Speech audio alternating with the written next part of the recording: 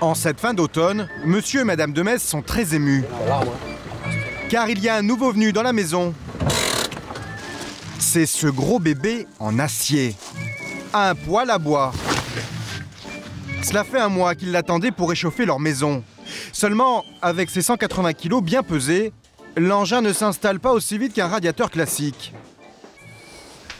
Pardon. Un souci en posant, c'est pas le traîner sur la pierre. Il va le rayer. Ouais, je vais mettre du carton dessus. Ouais. 2, 3, La belle machine a droit à tous les égards. Pour elle, on casse les murs, on monte sur le toit, et même monsieur Demez met la main à la pâte pour faire glisser le conduit d'évacuation afin que le poêle puisse bien respirer.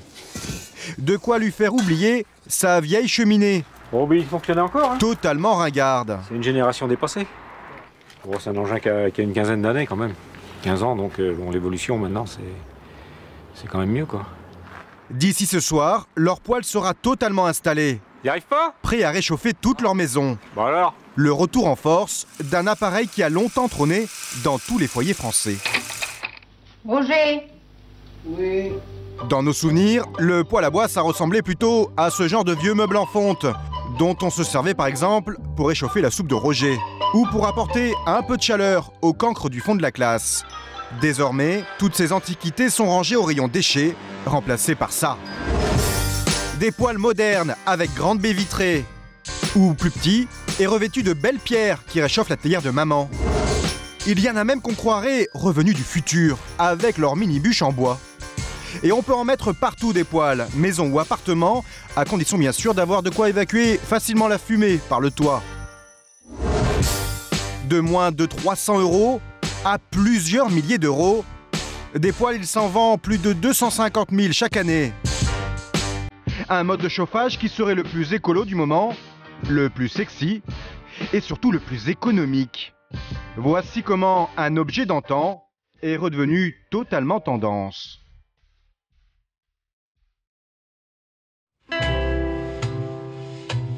Au pied du Vercors, la maison de monsieur et madame Agresti.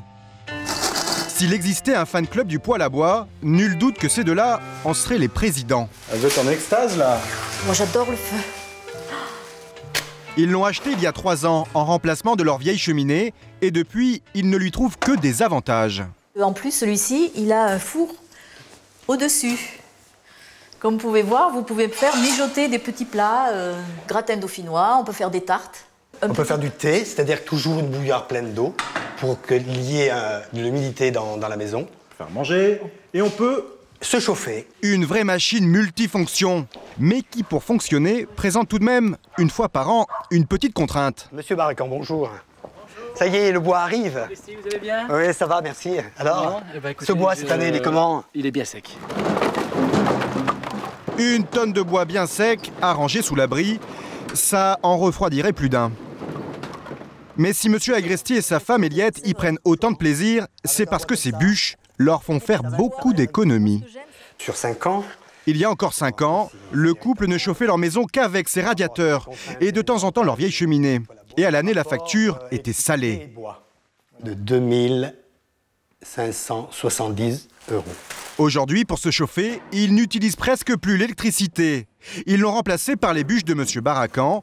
Du coup, la facture de chauffage n'a plus rien à voir. 1 355 € pour 2010. Donc juste pour conclure, entre 2005, l'époque où vous n'aviez pas de poêle, et aujourd'hui, vous faites des économies chaque année de combien? À peu près de 1 000 € de moyenne, disons.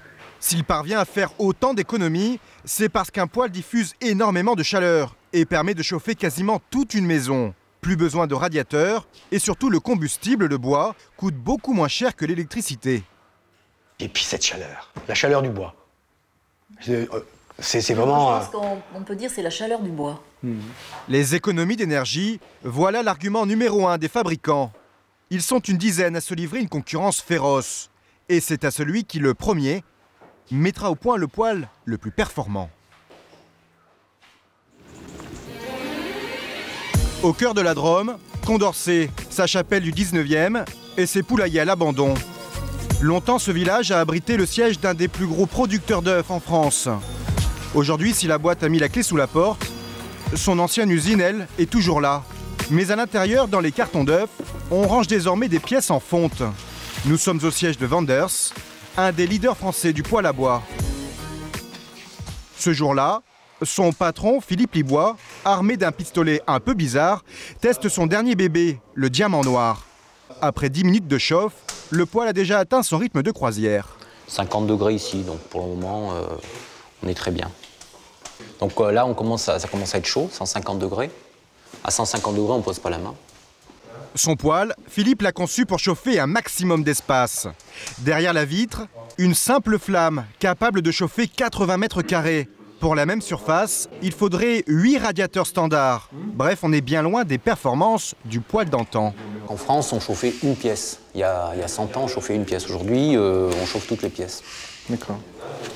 Une énorme puissance de chauffe, ce n'est pas arrivé du jour au lendemain. Le poêle à bois, ça fait 20 ans que Philippe baigne dedans.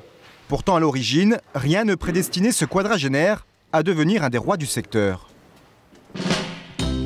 À 19 ans, BEP de métallurgie en poche, Philippe n'est pas un grand bosseur, plutôt un rêveur. Sur un coup de tête, il s'envole pour Tahiti. 2 ans dans la restauration, en tongs et short à plumes. Puis lorsqu'il retourne en France, en plein hiver, c'est le choc. Le froid glacial le pousse à se rendre dans un salon de l'habitat, à la recherche de matériel pour se chauffer. Et c'est là qu'il fait une rencontre qui va changer sa vie. Ouais, c'est celui-là. Le premier, bon, il est dans l'état, mais c'est mon premier poêle que j'ai acheté. J'avais froid, c'est vrai, mais je tombe sur ce poêle en fonction. Il avait un coup d'un bout de tuyau. Il y a un rayonnement qui m'impressionne. Passionné par l'engin, Philippe se met alors en tête de fabriquer ses propres poêles à bois. Car pour lui, il manque un détail essentiel sur cette machine. C'est la vision du feu. Le jeune homme imagine alors un modèle avec une vitre, mais il a bien du mal à trouver quelqu'un pour le fabriquer. C'est finalement en 1990, aux Pays-Bas, qu'il va trouver cet homme. Hank Wanders, un fabricant de caissons pour machines à laver, utilise son savoir-faire pour lui réaliser ses premiers modèles. Mais ils vont faire un flop. Le feu Picard. Car à l'époque, la France n'a Dieu que pour un autre mode de chauffage au bois, les cheminées. Cheminée René Brisac, le grand spectacle du feu. Philippe, lui, ne vend ses poêles qu'à une clientèle restreinte d'écolos, tendance babacool. À peine 300 machines par an, il vit chichement, jusqu'en 2005 où un événement mondial va transformer sa vie. Le pétrole toujours en surchauffe, le baril de brut flirte encore avec les 67 $ aujourd'hui à New York. Une augmentation qui a des conséquences directes sur la facture de chauffage. On va passer à autre chose, à l'électricité ou je sais pas, au charbon de bois, on va revenir, je sais pas. En tous les cas, c'est énorme. À l'époque, les prix du pétrole et du gaz flambent. Alors l'État décide d'inciter les Français à consommer différemment. En 2005, il institue des mesures fiscales. Un crédit d'impôt de 50% sur l'installation d'un chauffage au bois. Du coup, des centaines de milliers de Français se découvrent une âme d'écolo et décident d'opter pour le bois. Et l'un des appareils qui va le plus en profiter, c'est le poêle, jugé très performant. Philippe voit alors ses ventes s'envoler. Il ouvre une quarantaine de magasins avec à l'intérieur des modèles en acier ou en fonte, comme dans l'ancien temps. Mais bon, par exemple, donc le prix ici, celui-ci, 3850. Pour s'offrir ces poêles, il faut débourser 2000 € minimum. Et même si le client s'y retrouve grâce aux économies d'énergie, ça reste un investissement très lourd. Alors avant de lancer un nouveau modèle, Philippe est obligé de se montrer très pointilleux sur la marchandise. Et il va lui-même vérifier de très près leur fabrication. En Hollande, dans le village bucolique de Netterden, Philippe se déplace ici une fois par mois, chez Monsieur Wanders, là où sont produits ses poêles à bois depuis 20 ans. Oui. Ça va, hein? À 73 ans, Hank Wanders ne sait toujours pas parler français ni anglais, mais ça n'empêche pas Philippe et lui de travailler ensemble. Parce que monsieur, il parle pas anglais, hein, c'est ça? Quelques mots d'anglais, moi aussi quelques mots, mais c'est pas tellement avec les mots. Non. Vous parlez avec les mains? Oui, avec les mains. On écrit aussi sur des petits bouts de papier, puis on parle avec les yeux. Avec les yeux, on se comprend. Ouais, voilà.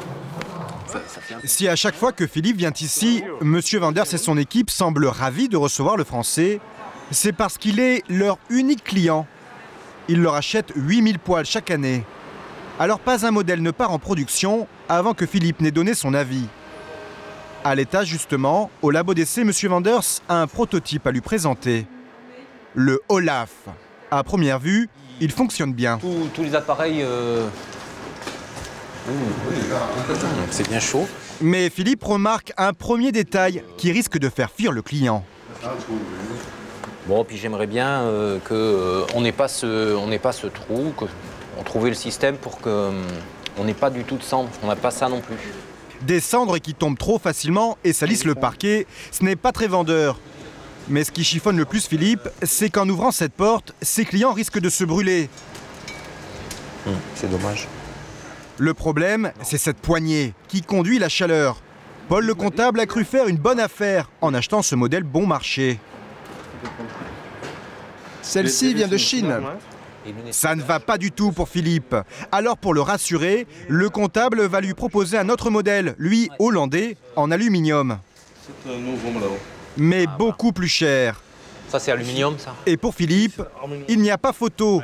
C'est la poignée de fabrication locale qu'il faut utiliser. On va faire le test, mais comme c'est de l'aluminium, normalement ça devrait être bon.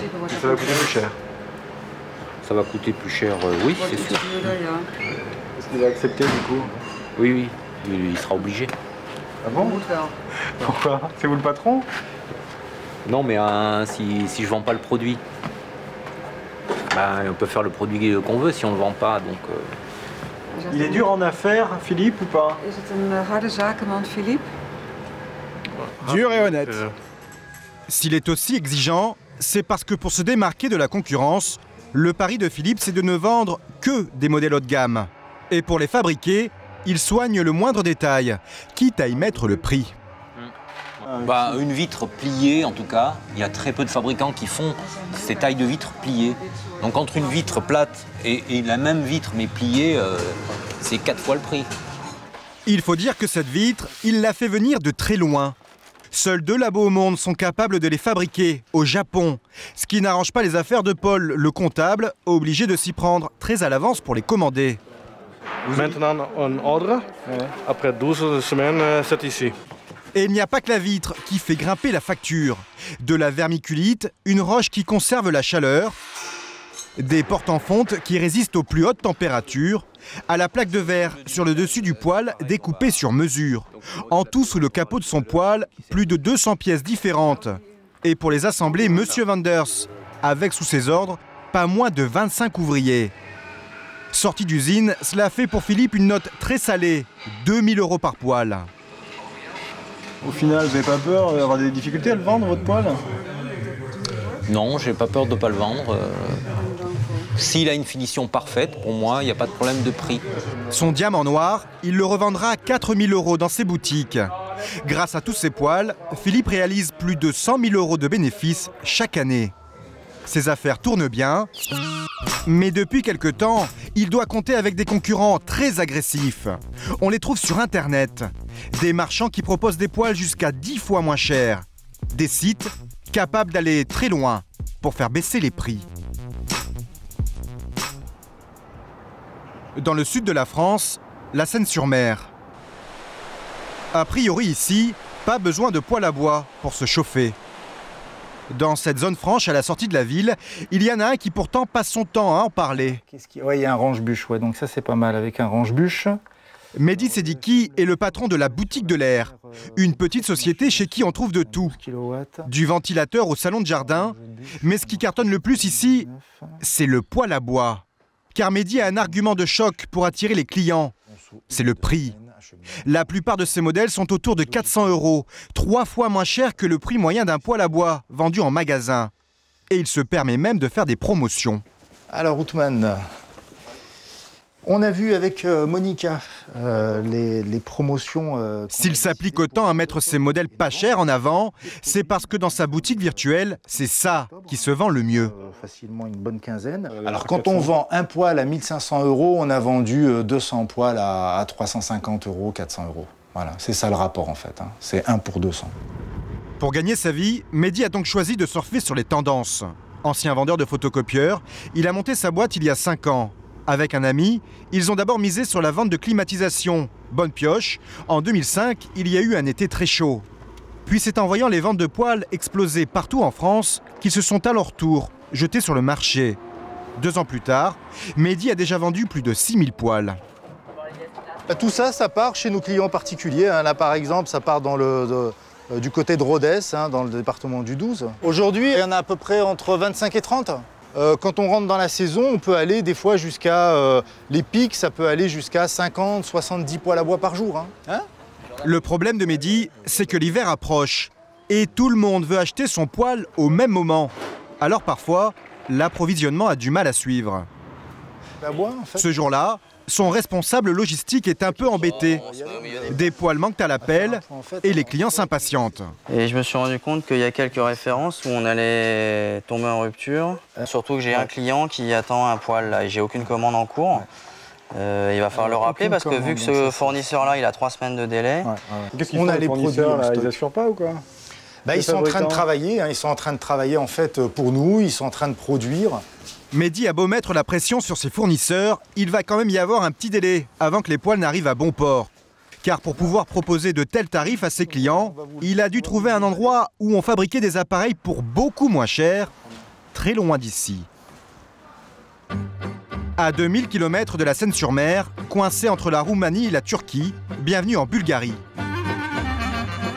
C'est le dernier pays à être rentré dans l'Union européenne.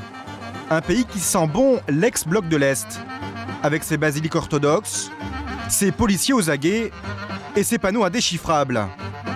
Heureusement, pour faire du business ici, il y en a un qui a prévu le coup.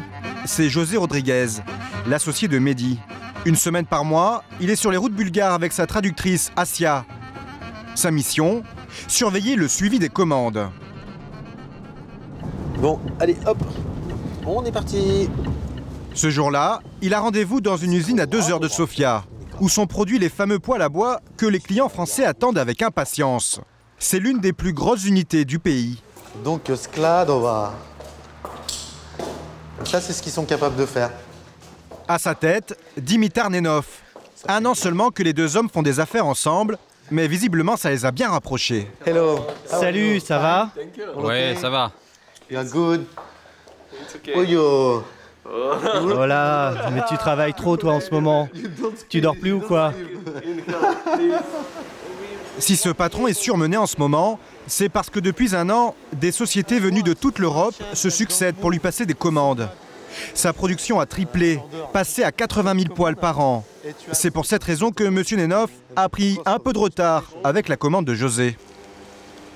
C'est à moi ça? Oui, tout ce que tu vois là, c'est ta commande. Ah, ok. Ces poêles, José les lui achète certifiés aux normes européennes. Ils chauffent parfaitement, mais ici n'allez pas chercher de vitres pliées importées du Japon. Ces modèles n'ont rien de sophistiqué. D'ailleurs, José ne s'en cache pas. C'est un produit un peu mieux que ce que j'appellerais du basique, mais ça reste un produit de qualité super satisfaisante, quoi. C'est pas... Bon voilà, c'est vrai, on ne va pas le garder 25 piges. Et surtout, c'est le gant de la ménagère pour sortir le gâteau. Un gant de ménagère pour ouvrir la porte, car pour ces modèles, José n'a pas exigé de poignée résistante à la chaleur. Cette solution, tout aussi efficace, le Français l'offre en cadeau. On se doit que ça soit cadeau. Plutôt que de faire un cadeau, vous auriez pu faire une poignée qui ne prend pas la chaleur. Pas facile. Ça coûterait plus cher. Ça coûterait beaucoup plus cher. Ça coûterait plus cher et puis oui, ça coûterait quand même beaucoup plus cher. Alors qu'un gant. Un gant. Fabriqué en Bulgarie. Couture bulgare, fait main. Un petit cadeau, c'est un minimum, car sur ce poêle, vendu 480 € sur son site, José empoche 20% de bénéfices. Il nous cale carrément. Si l'affaire est aussi rentable, c'est parce que la main-d'œuvre ici n'est pas très coûteuse, même si les salaires ont tendance à grimper ces dernières années. C'est quoi le salaire des filles là? Le salaire entre 300 et 320 €. C'est le salaire moyen dans notre compagnie, comme ailleurs en Bulgarie. Le problème pour nous, comme dans les pays d'Europe de l'Est, c'est que le niveau des salaires augmente tous les ans. Dans notre usine, ils ont augmenté de 35% en 3 ans. Et on est obligé de payer si on veut garder nos bons ouvriers. 300 € par mois, un salaire 5 fois moins important qu'en France ou en Hollande. Ces coûts de production très bas, c'est ce qui a amené José en Bulgarie il y a 1 an. Jusqu'alors, il travaillait comme beaucoup de gros fabricants français avec la Pologne et la République tchèque. Mais la main-d'œuvre est devenue trop chère pour lui. Alors pour trouver des poêles encore plus rentables, José a fait sa petite enquête depuis son ordinateur. Et en fait, je suis allé sur Internet bêtement, j'ai pris le niveau des salaires en Europe. Tout simplement, quoi. Vous avez fait Google, salaire pas cher. Ouais. Salaire, masse salariale européenne, niveau salaire européen. Je suis tombé sur un classement et on disait Bulgarie et Roumanie les moins chers de l'Europe. Banco. Banco. Son problème, c'est que pour répondre à la demande de ses clients dans les plus brefs délais, une seule usine ne suffit plus. Alors tout l'enjeu pour José, c'est de trouver de nouveaux fabricants pas chers et de qualité. Il a justement une autre usine en vue, mais dans ce pays, il n'est jamais certain de ce qu'il va trouver. Le lendemain matin, à l'autre bout du pays, la mer Noire. Nous sommes dans l'une des régions les plus pauvres d'Europe. De tradition métallurgique, il y a encore 30 ans, la Russie fabriquait ici tout son arsenal militaire. Aujourd'hui, plus une trace de chars soviétiques, mais les unités de production existent toujours. C'est donc le terrain de chasse idéal pour José. Asia a entendu parler d'une petite société qui fabriquerait dans le coin des poêles vraiment pas chers. Alors José a pris rendez-vous. Mais dès l'arrivée sur place... Oh, les mecs, c'est chaud les mains. Il est un peu refroidi par l'état de la route, juste devant l'entrée de l'usine. Parce que quand ils vont charger avec un gros camion tous les poêles, déjà le 38 tonnes pour qu'il arrive là, il va falloir se lever de bonne heure. Et puis un mec qui arrive en militaire, c'est tout de suite rassurant, tu vois. C'est entre la Tchétchénie et la Croatie ici. Hein, donc, Ouais, ça sent pas très bon, quoi. Bah, tu sais, des fois, on est surprise, mais... Ça part mal pour José. De l'extérieur, la société n'est pas très rassurante. Quant à son patron, M. Mihailov, il n'a pas l'air très commode non plus. Et dis-leur qu'ils ne filment pas l'usine, c'est pas très bien rangé. Pour ne pas le froisser, pas de visite de l'usine donc. L'entrevue se fera à l'étage, dans le bureau du patron, avec un José tout de suite très rassurant. Dis-lui qu'il s'inquiète pas, j'en ai vu d'autres des usines et des bien pires. Ici c'est très bien, très bien. Monsieur Mihailov, plus à l'aise, va alors d'entrée chercher à épater le français et lui faire comprendre que malgré sa petite unité, il travaille pour un client local prestigieux. Nous, on est une petite entreprise, mais on est capable de fabriquer des modèles spécifiques à la France. On travaille déjà avec Monsieur Bricolage et tous ses magasins en Bulgarie. La multinationale française comme client, c'est bon signe. Et le catalogue aussi est à l'avantage du fabricant. Certes, certains modèles sont un peu rustiques. En revanche, ceux-là avec vitres et range-bois, c'est typiquement le genre de poêle que José vend comme des petits pains sur son site. Alors avant de parler gros sous avec M. Mihailov, le Français veut juste s'assurer que ces poêles sont d'aussi bonne qualité en vrai que sur la photo. Il veut voir le showroom. Ok, mais qu'il boive son café avant. Si M. Mihailov n'est pas très pressé de faire visiter son showroom, c'est parce que l'endroit n'est pas très vendeur. C'est dans cette cabane de chantier, sur le parking de l'usine. Ah bah il aurait pu faire une maison en bois, hein. Il a fait de l'Algeco. À l'intérieur, sa plus belle collection de poêles. Bon point, ils sont tous en fonte, un matériau très résistant qui diffuse un maximum de chaleur, mais très dur à travailler. Et si à en croire la pub, ils ont l'air de bien chauffer. Leur finition, par contre, n'est pas vraiment au goût du français. C'est une entreprise en Bulgarie qui lui fait la fonte. Et alors, ça va pas? Bah, quand je vois la tranche de la fonte, voilà quoi. Je donne un exemple qui est tout bête, ça c'est inacceptable en France. Vous ne pouvez pas avoir de la fonte qui se termine comme ça. Hein. Vous y mettez le bras, vous vous éraflez le bras en 2 secondes 30. Et c'est. Ouais, enfin, il y a des trucs, c'est rédhibitoire quoi. Bon, alors ce qui est encore plus intéressant, c'est la peinture. On est dans un milieu humide puisqu'on est sur un Algeco. Et on peut voir qu'au bout d'1 an ou 2 ans, la manière dont on a peint fait qu'on va voir apparaître, bah tiens, un point de rouille là, un point de rouille là. C'est un petit détail qui tue, quoi. À mon sens, c'est un producteur risqué. À voir la tête de José, Monsieur Mihailov comprend que ça sent le roussi pour ses affaires. Alors pour convaincre le Français, il est prêt à faire un pas. Lui envoyer gratuitement en France quelques modèles afin que José les étudie de plus près et lui transmette les modifications à réaliser. Il faut qu'il me fasse la liste des points qui ne sont pas satisfaisants et qu'il me les envoie. Monsieur Mihailov n'est peut-être pas le bon fabricant. Qu'importe, José a encore une quarantaine d'usines de ce genre à visiter dans le pays. Il se donne 2 ans pour trouver les bons partenaires en Bulgarie. Ensuite, selon lui, il sera trop tard. Les salaires auront trop augmenté. Pour avoir des poils pas chers, il ira sans doute fouiner du côté de la Turquie. Une chose est sûre, José n'est pas prêt de lâcher ce business. Dans les 10 ans à venir, un foyer français sur 7 devrait se chauffer exclusivement au feu de bois.